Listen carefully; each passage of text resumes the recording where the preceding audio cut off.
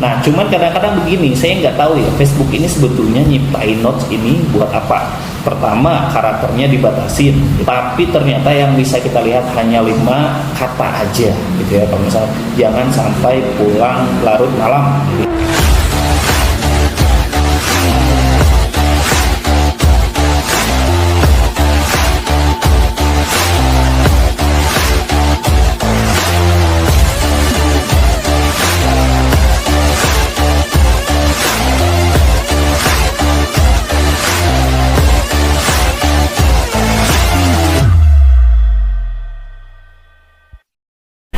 Halo guys, assalamualaikum warahmatullahi wabarakatuh. Balik lagi bareng saya Nurdin, dan kali ini kita akan sedikit menyinggung soal fitur baru di Instagram yang namanya Notes dan Send Message di postingan.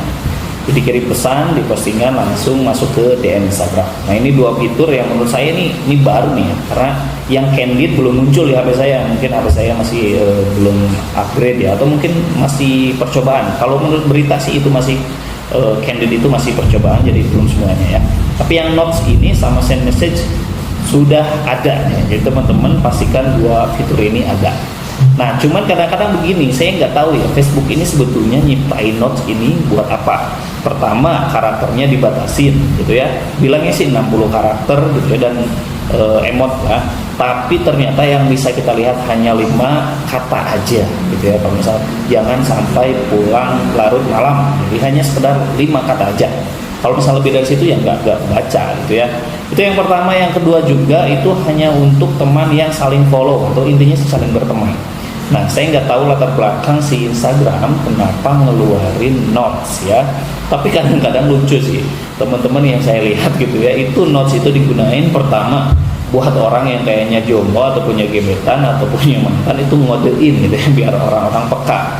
Kalau misalkan ada something, itu nulis di Notes gitu ya. Kalau misalkan DM gak dibalas ataupun dan lain-lain, intinya begitu. Jadi ini fungsi Notes itu cocok banget buat generasi-generasi yang sekarang ya. Itu buat ngedein orang gitu ya, buat nyemangatin yang gak secara langsung gitulah. Intinya kayak gitu.